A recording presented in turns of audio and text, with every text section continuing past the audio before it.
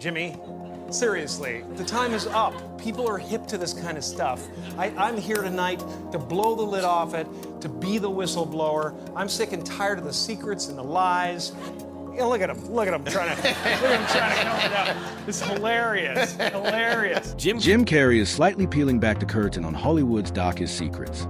The ones we've whispered about for years, but never dared confirm. The legendary star, who stepped away from Tinseltown's toxic circus, sat down for a jaw-dropping interview with Jimmy Kimmel. Even Kimmel looked rattled as Carrey unleashed revelation after revelation, spilling what really happens when the lights go out and the cameras stop rolling. Buckle up. This is going to be a wild ride.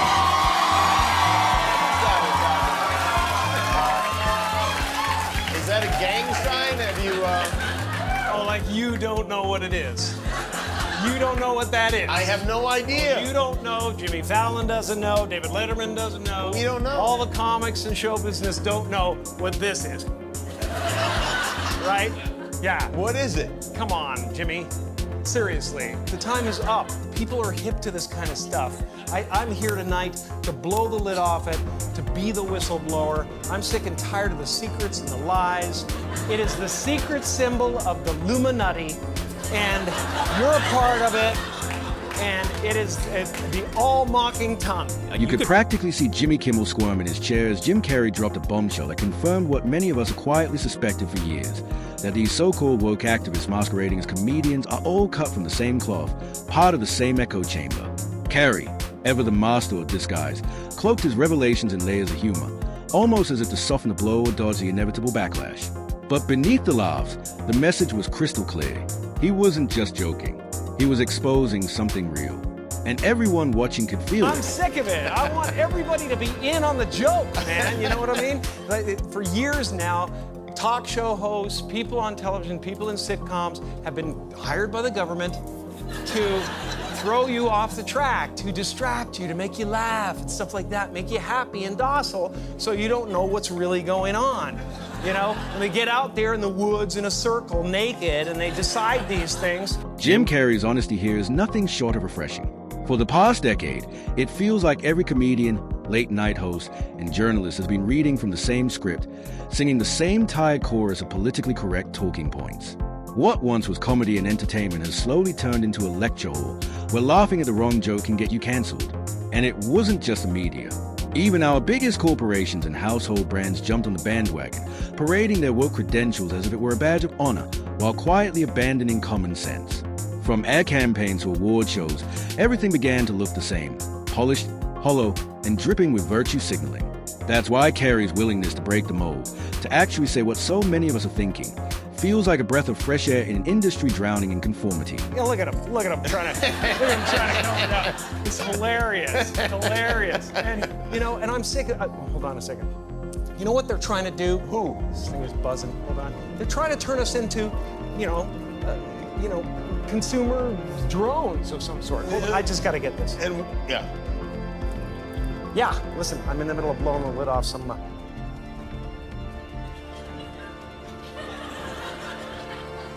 What happened? I'm sorry, Jimmy. I was temporarily interrupted by my iPhone 6 Plus. Aside from the endless chatter from comedians and TV hosts, even our gadgets became part of the grand distraction, pulling our attention away from the real issues unraveling around us. While the economy was crumbling and families struggled to make ends meet, we were glued to our screens, busy tearing each other apart over the latest outrage on social media. At the same time, the border crisis spiraled out of control. But the noise of online culture wars drowned out any serious conversation. Our country's international image took a nosedive. Allies began to doubt us, and rivals openly mocked us. Yet nobody seemed to care. Instead, we were spoon-fed a steady diet of woke nonsense, a carefully packaged diversion to keep us bickering over pronouns and identity politics rather than focusing on the urgent, tangible crisis right in front of us. Life, everything good? You know, it's so beautiful. It really is, especially when I'm absent from it.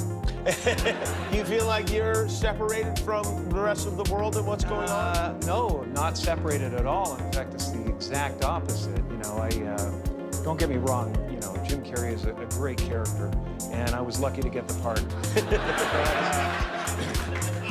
But I don't think of that as me anymore. You don't Now, you might be tempted to dismiss all this as nothing more than comedy or some far-fetched conspiracy theory. But if you take a closer look at what's unfolded over the past decade and what's happening right now, you'll start to notice the same unmistakable pattern Carrey was hinting at. Is essentially pointing out that Hollywood operates like a well-oiled machine, one that dangles fame, fortune, and influence in front of its stars. In return, those celebrities are expected to play their role, push the agenda, and keep the narrative alive. It's a trade-off, success and visibility for obedience and compliance. Then, once they serve their purpose, they fade into the background, stepping aside while a fresh wave of actors, comedians, and influencers are rolled out to carry the torch. Carrey wasn't just cracking jokes.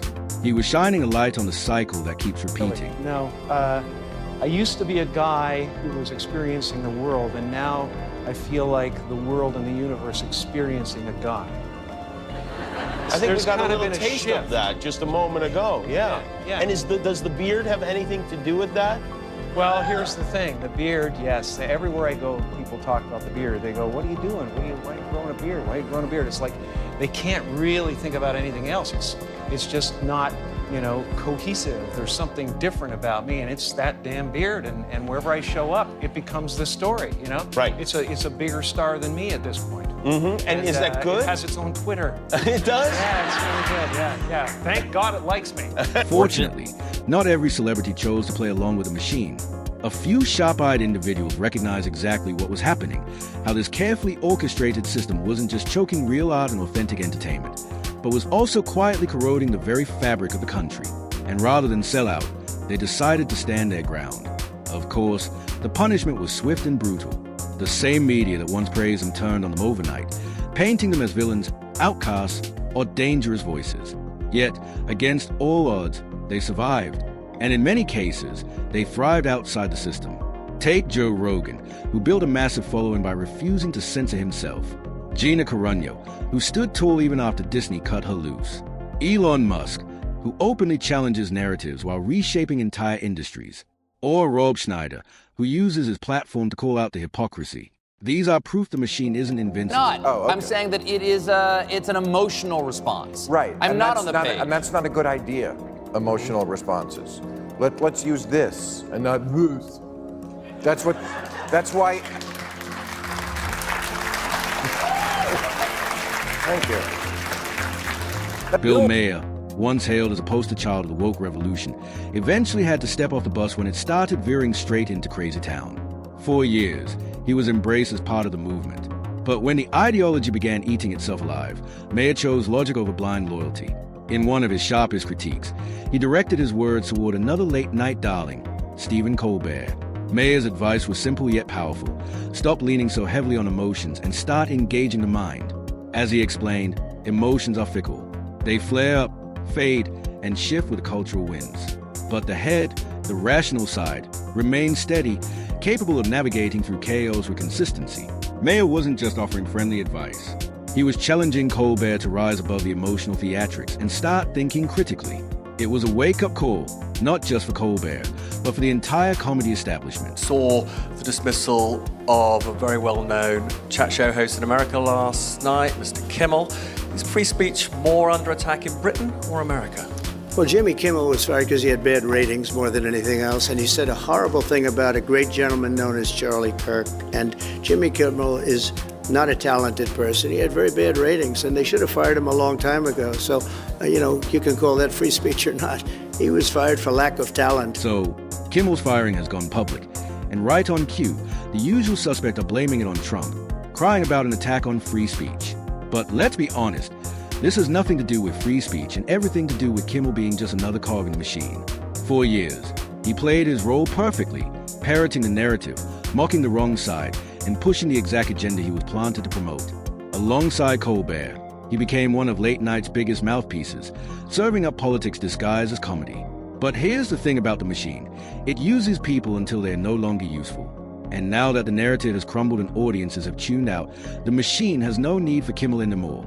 His firing wasn't some grand injustice. It was overdue. He wasn't silenced. He was discarded. Just like every pawn once the game